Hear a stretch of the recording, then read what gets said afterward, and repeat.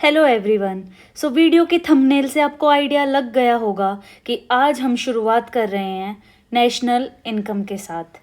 अपनी class 12th macro economics का सबसे फर्स्ट यूनिट जो है वो नेशनल इनकम ही होता है।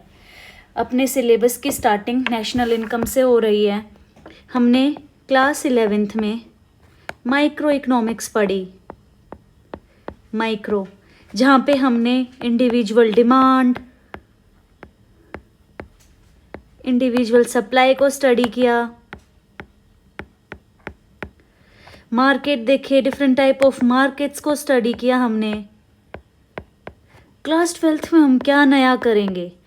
क्लास 12th में हम मैक्रो लेवल पे पढ़ेंगे कि मैक्रो लेवल पे कैसे चीज़ें फंक्शन कर रही होती हैं, कैसे नेशनल इनकम डिसाइड होती है किसी भी नेशन की, कैसे हम उसको कैलकुलेट करते हैं, what are the different methods to calculate the national income. यहाँ पे हम 3 अलग अलग तरीके के नेशनल इनकम कैलकुलेट करने के मेथड भी पढ़ेंगे, जैसे कि expenditure method, value added method और इनकम मेथड। वो सारी चीज़ें हम नेशनल इनकम में पढ़ेंगे। इधर हम और क्या पढ़ेंगे? बजट पढ़ेंगे।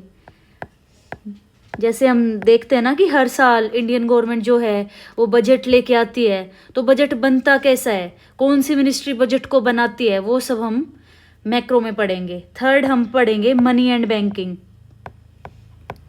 Money and banking, money and banking में हम देखेंगे कि कैसे जो अपना आरबीआई है वो बैंकर्स बैंक क्यों बोला जाता है, लेंडर ऑफ लास्ट रिजोर्ट क्यों बोला जाता है। बेसिकली हम देखेंगे कि जो कमर्शियल बैंक्स हैं वो कैसे पैसा बना रहे हैं, और जो सेंट्रल बैंक है दैट इज अपनी कंट्री में रिजर्व बैंक, वो कैसे कंट्रोल करता है चीज़ों को, वो कैसे रेगुलेट करता है कमर्शियल बैंक्स को, कैसे क्रेडिट को कंट्रोल करता है। ये सारी चीज़ें हम मैक्रो में पढ़ेंगे। बहुत इंटरेस्टिंग है, आप बने रहिएगा पूरे कोर्स में। और आज इस सीरीज़ का फर्स्ट लेक्चर है और हम फर्स्ट लेक्चर की शुरुआत ही नेशनल इनकम के बेसिक्स से कर रहे हैं। मैंने नोट्स भी बनाए, मैं नोट्स से भी पढ़ाऊंगी, साथ साथ में आपको जहाँ भी समझाने का होगा वहाँ मैं समझाऊंगी। तो शुरुआत करते हैं। सबसे पहले देखो, आपको स्क्रीन पे दिख रहा होगा, मैंने फर्स्ट पॉइंट डाल के लिखा है इकोनॉमी। किसी भी देश की जो इकोनॉमी होती है, एक मिनट रुकिए,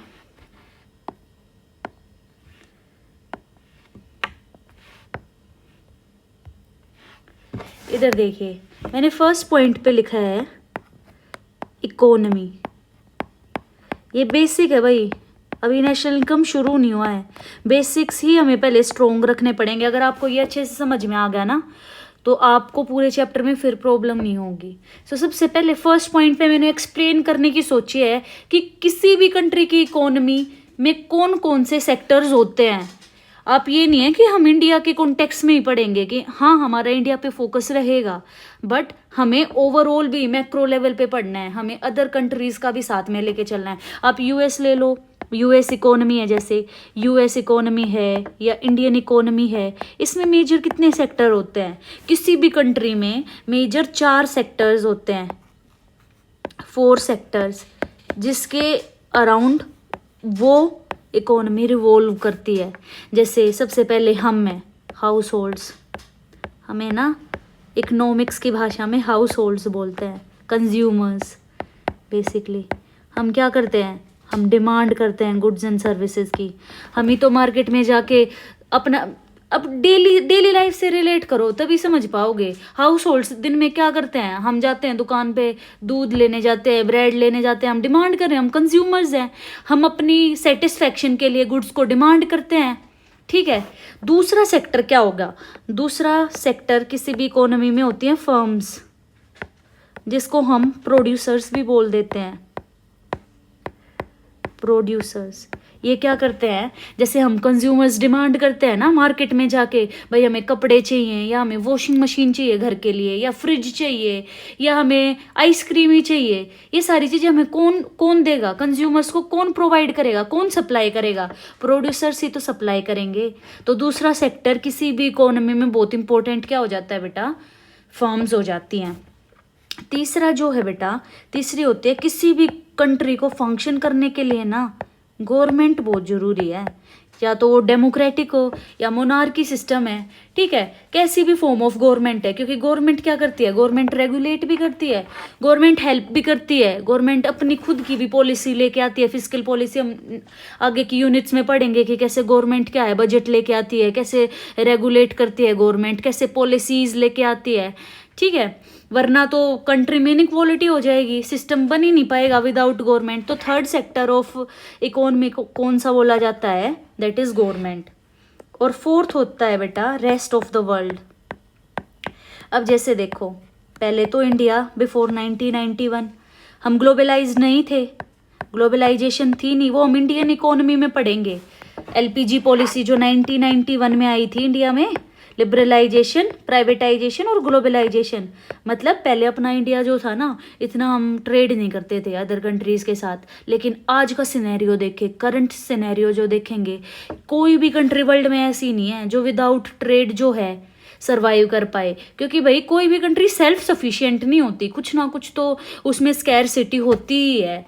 तो इसीलिए ना हमें रेस्ट ऑफ द वर्ल्ड भी पढ़ना बहुत ज़रूरी है। इसको हम फोर्थ सेक्टर बोलते हैं बेटा, क्योंकि अपनी इकोनॉमी, किसी भी देश की इकोनॉमी रेस्ट ऑफ वर्ल्ड से भी इफेक्ट होती है, ठीक है, लेकिन क्लास 12th में जो है वो बस हम 2 सेक्टर पे ही ज़्यादा ध्यान देंगे, ठीक है। अगर तुम हायर क्लासेस में लाइक तुम बीए में इकोनॉमिक्स ऑनर्स कर रहे हो तो तुम ये थर्ड सेक्टर भी पढ़ोगे, फोर्थ सेक्टर भी पढ़ोगे। हमने अपने इकोनॉमिक्स ऑनर्स में third sector economy, fourth sector economy दोनों स्टडी किए हैं डिटेल में, लेकिन अपना जो सिलेबस है उसमें बस हम 2 ही सेक्टर इकोनॉमी को स्टडी कर रहे होंगे, और इसी में हम सर्कुलर फ्लो ऑफ इनकम को स्टडी करेंगे।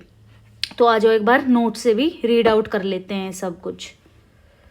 तो यहाँ पे मैंने सबसे पहले पॉइंट आउट किया कि इकोनॉमी जो है, किसी भी देश की इकोनॉमी है, उसमें ये जो 4 सेक्टर्स हैं वो बहुत ही इंपॉर्टेंट है। First house hold, second firms that is producers, third is government, fourth is rest of the world.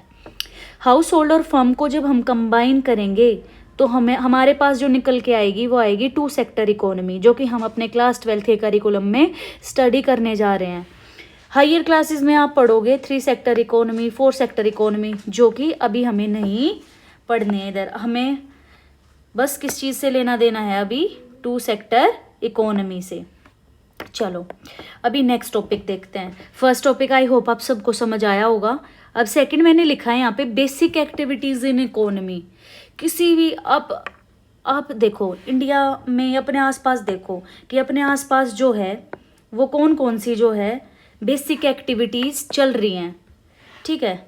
अगर आप अपने आसपास अपने सराउंडिंग्स में नोटिस करोगे तो देखोगे बहुत सारे बंदे जो हैं वो डिमांड करते हैं, ठीक है, वो शॉप्स पे जाके अपना सामान लेके आते हैं। तो वो क्या बोलते हैं, उस चीज़ को क्या बोलते हैं, उस बेसिक एक्टिविटी को इकोनॉमिक्स की लैंग्वेज में क्या बोलते हैं, उसको बोलते हैं कंजम्पशन कर रहे हैं लोग, ठीक है। हम दिन प्रति मतलब अपने साइड में ही हम नोटिस कर रहे होते हैं कि एक जो सबसे कॉमन एक्टिविटी जो लोग परफॉर्म कर रहे होते हैं वो है कंजम्पशन। कंजम्पशन क्यों करते हैं लोग, कंजम्पशन करते हैं फॉर सेल्फ सेटिस्फैक्शन, क्योंकि लोगों को सेटिस्फाई होना है अपनी ह्यूमन वांट्स से। Consuming goods and services for satisfaction of human wants, वो उस चीज़ को हम कंजम्पशन बोलते हैं। मान लो मेरी एक नीड थी, मेरी एक ह्यूमन वांट थी कि भाई मुझे सुबह ना उठते ही चाय पीनी है, ये मेरी ह्यूमन वांट है, तो मैं क्या करूँगी, मैं चाय बनाऊँगी। चाय के लिए मुझे क्या रॉ मटेरियल चाहिए, मिल्क चाहिए, शुगर चाहिए, चाय पत्ती चाहिए। तो ये सारी चीज़ मैं कहाँ जाके डिमांड करूँगी, मार्केट में ही तो करूँगी, शॉप्स पे ही तो करूँगी, ठीक है। तो मैं डिमांड कर रही हूँ ताकि मैं चाय बना पाऊँ और मेरी ह्यूमन वांट जो है वो सेटिस्फाई हो पाए, ह्यूमन वांट जो है वो मेरी सेटिस्फाई हो पाए। तो ये मैंने कौन सी एक्टिविटी परफॉर्म कर दी, ये मैंने कंजम्पशन एक्टिविटी परफॉर्म कर दी है। बेसिक एक्टिविटी आती है इकोनॉमी में। दूसरी जो बेसिक एक्टिविटी है बेटा वो है प्रोडक्शन। अब ये प्रोडक्शन क्या चीज़ होती है, अभी आप यही एग्जाम्पल लो, जैसे आपको कुछ चाहिए, आपको कुछ चीज़ कंज्यूम करनी है, ठीक है। आपको अगर कोई चीज़ कंज्यूम करनी है तो वो आप डिमांड ही तो करोगे जाके मार्केट में, तो उसकी सप्लाई भी तो होनी चाहिए।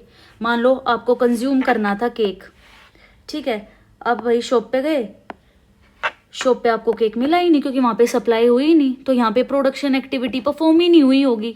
ठीक है, मान लो ह्यूमन डिमांड कर रहे हैं कि उनको नए क्लॉथ चाहिए फैमिली फंक्शन या पार्टी के लिए, तो कोई उसको प्रोड्यूस भी तो करेगा, यूं थोड़ी ना है कि सभी कंज्यूमर ही बन जाएंगे। तो अपने इंडिया में या अदर कंट्रीज में एक जो सेक्शन है ना, वो उसको हम बोलते हैं फार्म्स या प्रोड्यूसर्स, वो प्रोड्यूस करते हैं लोगों के लिए। तो वो कौन सी एक्टिविटी परफॉर्म कर रहे हैं? प्रोडक्शन की। प्रोडक्शन में क्या होता है बेटा? Any activity which result in value addition. वो लोग जो एक्टिविटी परफॉर्म करके किसी चीज़ में वैल्यू ऐड कर दें। फॉर एग्जाम्पल देखो, खेतों में जो वीट होता है, वीट से आटा कैसे बनता है? ठीक है, उससे कैसे, उसमें वैल्यू एडिशन कर दी ना, वो फैक्ट्री में जाएगा, वहाँ से प्रोसेसिंग होगी। ठीक है, तो उसमें वैल्यू एडिशन होके वो आटा बन जाएगा, हमें आशीर्वाद आटा के फॉर्म में मिलता है।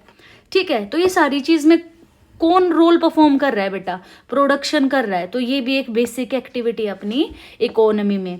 थर्ड जो बेसिक एक्टिविटी है ना बेटा, थर्ड बेसिक एक्टिविटी है इन्वेस्टमेंट। ठीक है, किसी भी इकोनॉमी में जो थर्ड बेसिक एक्टिविटी हो जाती है वो इन्वेस्टमेंट हो जाती है। एक मिनट, ये देखो पेज नंबर 2 पे मैंने मेंशन किया है कि जो थर्ड बेसिक एक्टिविटी है वो है investment. It is the net addition to the capital stock known as capital formation. अब आपके लिए बहुत न्यू वर्ड है क्योंकि क्लास 11th में हमने इतना देखा नहीं ये वर्ड कि इन्वेस्टमेंट होता क्या है। अभी मैं आपको एक एग्जांपल के थ्रू समझाती हूँ कि इन्वेस्टमेंट का बेसिक मतलब क्या है, फिर आपको समझ में आएगा। और फिर मैंने क्यों लिखा है कैपिटल फॉर्मेशन जो है वो होती है इन्वेस्टमेंट में। मैं इसको इरेज कर देती हूँ, फिर मैं आपको यहाँ पे समझा देती हूँ। देखो बेटा, मान लो एक बंदा था और वो प्रोड्यूस कर रहा है बेटा, कुछ प्रोड्यूस कर रहा है, लिख लो कॉटन शर्ट। कॉटन शर्ट्स का उसका प्रोडक्शन है। ठीक है, अगर उसका कॉटन शर्ट्स का प्रोडक्शन है और मान लो ईयर 2024 में उसके पास 10,000 रुपीज़ की मशीन्स थी टू प्रोड्यूस कॉटन शर्ट्स। उसके पास जो है 10,000 रुपीज़ की मशीन्स थी। 2025 में उसने इन्वेस्टमेंट कर दी। इन्वेस्टमेंट मतलब उसके पास सेविंग्स थी या उसके पास प्रॉफिट था, उसने वो पैसे लगा के थोड़ी और मशीन्स खरीद लिए। 10,000 की थी ना, इसमें 20,000 की और एडिशन कर दिया मशीन्स का, और नई मशीन्स ले आया वो, उसको और प्रोडक्शन अपना बढ़ाना था। तो पहले 10,000 की थी, फिर 20,000 की मशीन वो और ले आया, तो अब उसके पास कितने थाउजेंड की मशीन्स हो गई? 30,000 की। तो ये जो एडिशन हुआ है कैपिटल का, इसको बेटा कैपिटल बोलते हैं हम प्रोडक्शन की भाषा में ना, इकोनॉमिक्स की भाषा में। तो ये जो 20,000 का कैपिटल फॉर्मेशन बोलेंगे हम इसे, इन्वेस्टमेंट किया है, इसकी वजह से क्या होगा बेटा? आगे भी बिजनेस में फ़ायदा होगा, कैपिटल फॉर्म होगी, तो इसे इन्वेस्टमेंट बोलते हैं। और बहुत सारे जो प्रोड्यूसर्स होते हैं वो काफ़ी इन्वेस्टमेंट करते हैं अपने बिजनेस को लॉन्ग लास्टिंग बनाने के लिए, लॉन्ग टर्म में अपने बिजनेस को स्टैंड आउट करने के लिए मार्केट में इन्वेस्टमेंट पे बहुत ध्यान देते हैं, और खासकर इनिशियल स्टेजेस पे। तो हमने देखा कि कोई भी कंट्री है उसकी बेसिक 3 एक्टिविटीज़ हैं, और वो कौन कौन सी हैं बेटा? वो हैं कंजम्पशन, प्रोडक्शन और इन्वेस्टमेंट। अब हम बेसिक्स में और क्या देखेंगे? सबसे पहले हमने देख लिया कि किसी भी कंट्री की जो इकोनॉमी है वो कैसे फंक्शन आउट करती है, उसमें डिफरेंट जो है सेक्टर्स होते हैं, जैसे कि हाउस होल्ड है, फर्म्स हैं, गवर्नमेंट है और रेस्ट ऑफ द वर्ल्ड है। दूसरा हमने देखा कि कोई भी कंट्री है उसमें कौन सी बेसिक एक्टिविटीज़ परफॉर्म हो रही होती हैं, प्रोडक्शन हो रहा होता है, क्योंकि प्रोडक्शन बहुत बहुत ज़रूरी है बेटा सर्वाइवल के लिए किसी भी कंट्री के ना। सेकंड हमने देखा कि कंजम्पशन कर रहे हैं लोग, डिमांड कर रहे हैं लोग। थर्ड हमने देखा कि इन्वेस्टमेंट हो रही है। आप इसको रिलेट करो, जैसे कोविड टाइम में क्या हो गया था, इकोनॉमिक स्लो डाउन कैसे हुआ था, किस लेवल पे हम बोल रहे हैं कि भाई इकोनॉमिक स्लो डाउन हो गया था। आप ये देखो ना, जो अपनी बेसिक एक्टिविटीज़ थी, पहले एग्जाम्पल आप कंजम्पशन का ही ले लो। कोविड में कंजम्पशन कितना डाउन हो गया था लोगों का, लोग मार्केट में नहीं जा रहे थे, डिमांड नहीं कर रहे थे, लॉकडाउन लगा हुआ था, मार्केट में शॉप्स ओपन नहीं हो रही थी, तो प्रोडक्शन भी नहीं हो रही थी। तो अपना जो देश है ना या कोई भी कंट्री है वो इन एक्टिविटीज़ पे ना टिका हुआ है। किसी भी कंट्री की फाउंडेशन होती हैं, वहाँ का प्रोडक्शन सेक्टर कैसा है, वहाँ का कंजम्पशन सेक्टर कैसा है और वहाँ का इन्वेस्टमेंट कितना हो रहा है। आप चाइना का एग्जाम्पल ले लो, चाइना में प्रोडक्शन कितना होता है, they are supplying around 25% of the world exports. ये डेटा है। वो इतना अच्छा क्यों ग्रो कर पा रहे हैं, उनकी इकोनॉमी इतना अच्छा क्यों ग्रो कर पा रही है, क्योंकि उनका प्रोडक्शन सेक्टर बहुत अच्छा है। ठीक है, तो इसीलिए किसी भी कंट्री की नेशनल इनकम स्टडी करने के लिए ये बेसिक्स हमें याद रखने पड़ेंगे। तो कोई भी कंट्री है उसके बेसिक जो एक्टिविटीज़ हैं वो कौन कौन सी हो गई, प्रोडक्शन, कंजम्पशन और इन्वेस्टमेंट। अब गुड्स के कॉन्सेप्ट को देख लेते हैं। भाई तुम बहुत पढ़ोगे इस चैप्टर में ना कि फाइनल गुड है, इंटरमीडिएट गुड है, इंटरमीडिएट गुड को नेशनल इनकम में काउंट नहीं करते, बट बच्चे कंफ्यूज हो जाते हैं क्योंकि न्यूमेरिकल में वो ये डिफ्रेंशिएट ही नहीं कर पाते कि ये इंटरमीडिएट गुड है या कैपिटल गुड है। उसका भी सोल्यूशन मैं लेके आई हूँ। वीडियो के एंडिंग में हम क्वेश्चंस भी प्रैक्टिस करेंगे जिससे आपको बेटर आइडिया लग जाएगा कि कौन सा इंटरमीडिएट गुड होता है और कौन सा फाइनल गुड होता है। पहले इनके मीनिंग समझ लेते हैं, उसके बाद हम क्वेश्चंस करेंगे। ठीक है, तो सबसे पहले देखो कॉन्सेप्ट ऑफ गुड्स में, तो यहाँ पे देखो हेडिंग देख रहे होगे आप, फाइनल गुड क्या होता है। पहले फाइनल गुड को समझ लेते हैं, फिर इंटरमीडिएट गुड पे आते हैं। तो सबसे पहले मैंने लिखी है मीनिंग क्या होता है। The goods that are meant for final consumption by consumer or for investment by firms, they can be called as final good। और final good की जो सब कैटेगरी है that is consumption good और capital good। देखो यहाँ समझते हैं मीनिंग को। देखो फाइनल गुड जो होता है ना बेटा, final goods in the economy, final good के दो सब पार्ट हैं। एक तो है कंजम्पशन गुड, कंजम्पशन गुड्स, और एक है कैपिटल गुड्स। पहले कंजम्पशन गुड और पहले फाइनल गुड की डेफिनेशन देख लो। देखो फाइनल गुड्स वो होते हैं एक बार जो बन गए ना, अब वो सीधा मार्केट में लॉन्च हो रहे हैं और वो फाइनल पर्पस के लिए यूज़ होंगे। फॉर एग्जांपल मान लो वॉशिंग मशीन बनाई किसी भी XYZ कंपनी ने, वॉशिंग मशीन बना ली। अब भाई एक हाउस होल्ड ने वो वॉशिंग मशीन खरीद ली, हाउस होल्ड ने वॉशिंग मशीन जाके खरीद ली तो वो हाउस होल्ड ही तो यूज़ करेगा अपने कंजम्पशन पर्पज़ के लिए उसे, तो ये कंजम्पशन गुड हो गया, ये फाइनल गुड हो गया। वो फाइनल पर्पज़ के लिए हम यूज़ कर रहे हैं। फॉर एग्जांपल कंजम्पशन गुड में आइसक्रीम ले लो, मैं गई, मैंने बाहर जाके आइसक्रीम वाले भैया से एक 10 रुपये वाली आइसक्रीम ले ली, तो ये मैं क्या कर रही हूँ, मैं मतलब after some time I will consume that good. ठीक है, मैंने अपनी कंजम्पशन के लिए वो लिया था तो फाइनल गुड हो गया। अब कैपिटल गुड क्या होते हैं बेटा, कैपिटल गुड्स होते हैं, मान लो मेरी एक कंपनी थी और कंपनी का नेम मान लो XYZ कोई भी कंपनी है, और मैं चोक्स बनाती थी। ठीक है, चोक्स बनाती थी मैं, तो मैं मशीन ले आई भाई। ठीक है, चोक्स बनाने के लिए तो जो मैं मशीन लेके आई फॉर फर्दर वो प्रोडक्शन। फॉर एग्जांपल जैसे बहुत सारी कंपनीज क्या करती हैं, मशीन्स ले आती हैं अदर कंट्री से। ठीक है, और फिर यहाँ पे आके उनका यूज़ करके गुड्स बनाती हैं। आप मारुति सुजुकी का एग्जांपल ले लो, बहुत सारी मशीन्स जो हैं वो बाहर से हमने क्या कर रखे हैं, इम्पोर्ट कर रखी हैं, और वो आज कार मैन्युफैक्चरिंग में काम आ रही हैं भैया हमारे। तो अपनी कार मैन्युफैक्चर हो रही है तो वो भी क्या है, कैपिटल गुड है, वो गुड्स ही तो बना रही हैं। तो फाइनल गुड क्या होते हैं, फाइनल गुड दो कैटेगरी के होते हैं जिसमें कंजम्पशन गुड भी आता है, कैपिटल गुड भी आता है, जो कि ह्यूमंस अपने कंजम्पशन के लिए, और जो ये प्रोडक्शन करते हैं ना फर्म्स वाले प्रोड्यूसर्स, ये कैपिटल गुड्स का यूज़ करते हैं फॉर फर्दर प्रोडक्शन के लिए। तो ये थी डेफिनेशन की अंडरस्टैंडिंग। अब देखते हैं इंटरमीडिएट गुड्स के बारे में। पहले मैं इसको इरेज कर देती हूँ ताकि मैं यहाँ पे आपको समझा पाऊँ। आई होप कि आपको वीडियो पसंद आ रहा होगा, तो प्लीज़ लाइक भी करो, शेयर भी करो, ताकि मैं मोटिवेट हो पाऊँ और इस सीरीज़ को आगे तक भी मैं कंटिन्यू कर पाऊँ। और आप अपने सजेशंस भी दे सकते हो कमेंट सेक्शन में। एक मिनट,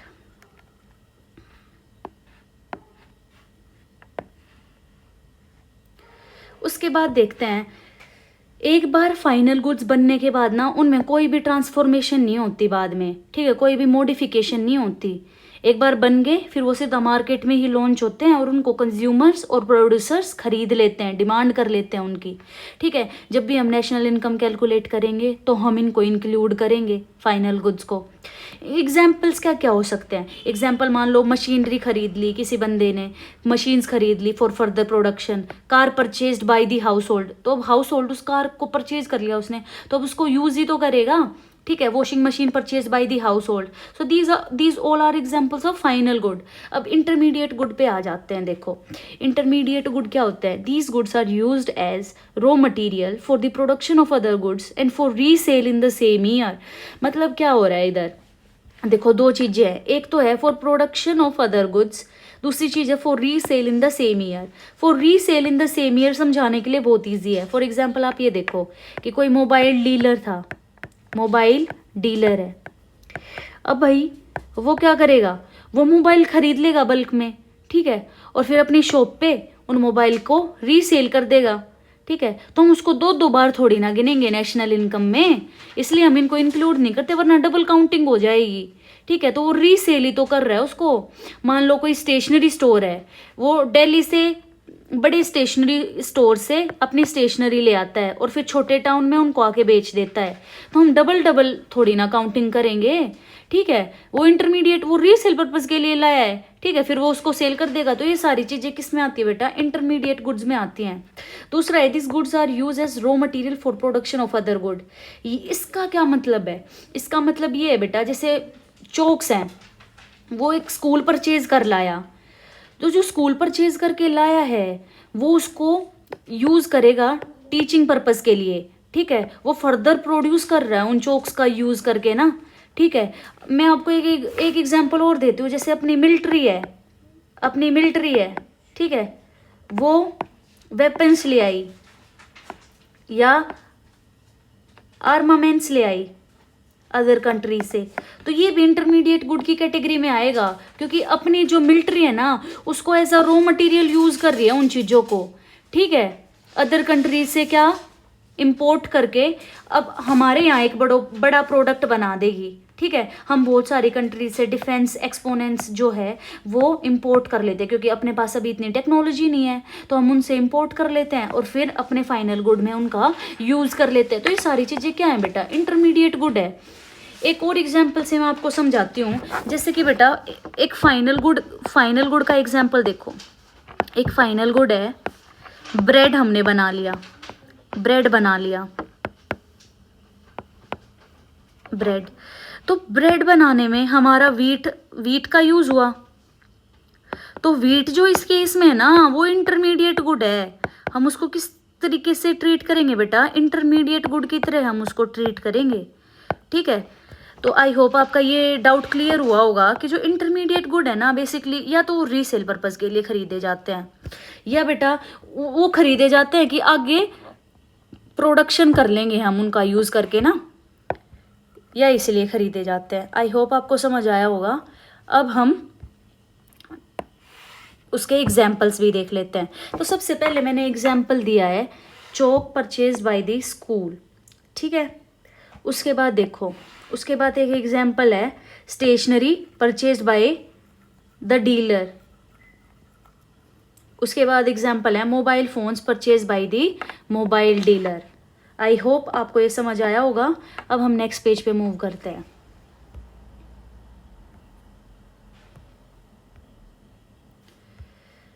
अब हम देखते हैं कंजम्पशन और कैपिटल गुड। कंजम्पशन और कैपिटल गुड में भी वही कंफ्यूजन हो जाता है। तो सबसे पहले देखो कंजम्पशन गुड क्या होते हैं? कंजम्पशन गुड के नेम से ही मतलब समझ आ रहा है, goods which are used for consumption to satisfy human wants and human needs. It can be durable और नॉन ड्यूरेबल। अब ड्यूरेबल और नॉन ड्यूरेबल वही क्या होता है? देखो जो ड्यूरेबल होते हैं ना वो उनकी लाइफ लॉन्ग होती है as compare to non durables. ठीक है, जैसे वॉशिंग मशीन है, हमने एक बार खरीद ली तो हमें 10 साल 5 साल तक कोई वॉशिंग मशीन की नीड नहीं है, तो वो ड्यूरेबल की कैटेगरी में आ गई भाई। फिर जैसे कि फ्रिज हो गया, वो ड्यूरेबल की कैटेगरी में है, क्योंकि एक बार हमने फ्रिज परचेज कर लिया ना तो 5-6 साल तो अपने घर पे चलेगा ही। इन्वर्टर है जैसे, वो सारे ड्यूरेबल्स में है। नॉन ड्यूरेबल की कैटेगरी में क्या आता है बेटा? नॉन ड्यूरेबल की कैटेगरी में ऐसी चीज़ें आती हैं जो बहुत शॉर्ट लाइफ है उनकी, जैसे आइसक्रीम हो गई, हमने कंज्यूम कर ली तो वो शॉर्ट लिव्ड थी, नॉन ड्यूरेबल है। जैसे कि बेटा वेजिटेबल्स हो गए, फ्रूट्स हो गए, ये सारे किस कैटेगरी में है? नॉन ड्यूरेबल्स की में है। तो ये कह रहा है कि जो कंजम्पशन गुड्स है ना वो ड्यूरेबल भी हो सकते हैं और नॉन ड्यूरेबल भी हो सकते हैं, बट जो कैपिटल गुड्स है ना वो ज़्यादातर ड्यूरेबल्स ही होती हैं। जो मशीन्स है ना वो ड्यूरेबल ही होती हैं ज़्यादा। मतलब एक बार अगर हमने कोई मशीन परचेज कर ली ना, फिर वो 10 साल 11 साल 12 साल तो चले गई, पर हाँ हर साल डेप्रिसिएशन तो होगी उसमें, लेकिन नो डाउट वो जो मशीन है वो ड्यूरेबल जरूर होती है। तो यहाँ पे मैंने एग्जांपल दिया है कंजम्पशन गुड का कि washing machine purchase bye Rama, momo purchase by Dharavi. तो ये सारी एग्जांपल क्या है? जैसे washing machine purchase bye Rama durable का एग्जांपल है, मोमो परचेज बाय धारवी ये क्या है? नॉन ड्यूरेबल का एग्जांपल है, क्योंकि ये शॉर्ट लिव्ड है, वो मोमो खा लेगी और कंज्यूम कर लिया तो कंजम्पशन गुड की लाइफ खत्म, तो क्या है? नॉन ड्यूरेबल गुड है। कैपिटल गुड अभी मैंने पिछले पेज पे समझाया आपको कि जो कैपिटल गुड्स होते हैं ना बेटा वो प्रोड्यूसर्स खरीदते हैं कि वो आगे ना अपनी फैक्ट्री में उनको इंस्टॉल करके प्रोडक्शन कर सके। ठीक है, बड़ी बड़ी मशीन्स वगैरह। ठीक है, मैंने मारुति सुजुकी का एग्जांपल आपको दिया था कि बहुत बड़ी बड़ी मशीन्स होती हैं उनके प्लांट में, और फिर वो कार मैन्युफैक्चरिंग में, असेंबलिंग में उनकी हेल्प करती हैं बेटा। ठीक है, उसके बाद एक और हेडिंग है प्रोड्यूसर गुड्स। अब ये कभी कभी ना एग्जाम में कंफ्यूज करने के लिए आ जाता है कि प्रोड्यूसर गुड्स क्या होते हैं। प्रोड्यूसर गुड्स जो होते हैं ना वो कॉम्बिनेशन होते हैं कैपिटल गुड का और इंटरमीडिएट गुड का। ठीक है, कैपिटल गुड और इंटरमीडिएट गुड। देखो कैपिटल गुड्स क्या होते हैं? जो कि प्रोड्यूसर्स परचेज करते हैं, और इंटरमीडिएट गुड जो कि रीसेल पर्पज के लिए। ठीक है, जैसे goods used as raw material, goods used as fix assets which can be repeatedly used. ठीक है, जैसे ऑल, अब ये देखो ये एक स्टेटमेंट है। इस स्टेटमेंट में क्या स्टेटेड है? All capital goods are producer goods but all producer goods are not capital goods. अब इसको समझते हैं एक एग्जाम्पल के साथ। यहाँ देखो हमने एक स्टेटमेंट पढ़ी दैट ऑल कैपिटल गुड्स और प्रोड्यूसर गुड। हाँ वो तो प्रोड्यूसर गुड्स की कैटेगरी में आएंगे क्योंकि वो तो उसका सब सेट हो गया ना। लेकिन all producer goods are not capital good. क्यों? क्योंकि प्रोड्यूसर गुड्स में इंटरमीडिएट गुड्स भी आते हैं, इंटरमीडिएट गुड्स भी आते हैं जो कि हम कैलकुलेट नहीं कर सकते कैपिटल गुड्स की कैटेगरी में। तो दैट्स वाई ये स्टेटमेंट स्टेटेड है। उसके बाद देखो भाई 4th पेज पे क्या है? Factor services and factor of production. ये बहुत इंपॉर्टेंट टॉपिक हो जाता है अपने लिए ना, क्योंकि अगर आपको ये समझ आ गया ना तो सर्कुलर फ्लो ऑफ इनकम पढ़ने में बहुत आसानी होगी। देखो भाई कोई भी चीज़ प्रोडक्शन करने के लिए ना, कोई भी चीज़ आप प्रोड्यूस कर रहे हो, मान लो मैंने यहाँ एग्जाम्पल दिया कि एक कंपनी है मारुति सुजुकी नाम से, वो क्या करती है? वो कार मैन्युफैक्चरिंग करती है, आपको पता होगा वो कार मैन्युफैक्चर करती है। अब उसको कार मैन्युफैक्चर करने के लिए सबसे पहले प्राइमरी नीड क्या है बेटा? सबसे पहले प्राइमरी नीड है उसको लैंड चाहिए, क्योंकि वो अपना प्लांट भी तो बनाएगी, मैन्युफैक्चरिंग यूनिट भी तो लगाएगी, फैक्ट्री भी तो लगाएगी अपनी, तो उसको लैंड चाहिए। जैसे इंडिया में उसके बहुत सारे प्लांट है, गुजरात में है, एक गुरुग्राम में है, एक मानेसर में है, तो उसने लैंड एक्वायर भी तो की है। ठीक है, अब करंटली सोनीपत में भी वो बना रही है। ठीक है, तो उसको प्रोडक्शन करने के लिए जो सबसे पहली प्राइमरी नीड है ना वो लैंड की है। दूसरा भाई अब वो कार मैन्युफैक्चर कर रही है, अब वो सारी चीज़ मशीन से थोड़ी ना करवा लेगी, उसको लेबर भी तो चाहिएगा। यूँ नहीं है कि वो बहुत ही ज़्यादा कैपिटल इंटेंसिव हो जाएगी, और ख़ासकर इंडिया जैसी कंट्री में जहाँ की लेबर इंटेंसिव टेक्नोलॉजी बहुत ज़्यादा प्रोमिनिएंट है, क्योंकि लेबर बहुत ज़्यादा है ना अपने इंडिया में, तो लेबर भी बहुत ज़रूरी है बेटा। तीसरा कैपिटल भी बहुत ज़रूरी है। अब जैसे मारुति है उसको कैपिटल भी तो चाहिएगी वर्कआउट करने के लिए, वरना वो मार्केट में स्टैंड आउट कैसे होगी? इसके कॉम्पिटिटर तो इसको खत्म कर देंगे, वरना पैसे भी तो चाहिएंगे। कैपिटल इसलिए नीडेड होती है। और 4th जो एक नीडेड होती है वो होता है एंटरप्रेन्योर। एंटरप्रेन्योर वो आदमी होता है जो इन सारी चीज़ों को यूज में लेके आता है, लैंड को, लेबर को, कैपिटल को कैसे इफेक्टिवली यूज करना है, ये सब कौन सिखाता है बेटा? एंटरप्रेन्योर ही कर सकता है ये, ठीक है। तो एंटरप्रेन्योर कौन हो गया? एंटरप्रेन्योर वो आदमी होगा जो इन सारे फैक्टर ऑफ प्रोडक्शंस को यूज में लेके आएगा, ठीक है। तो हम एक एक करके इनको पढ़ते हैं, इनकी डेफिनेशंस को देखते हैं। चलो, सो फैक्टर सर्विसेज, जिसको हम फैक्टर ऑफ प्रोडक्शन भी बोल देते हैं, they are solely responsible for producing goods and services.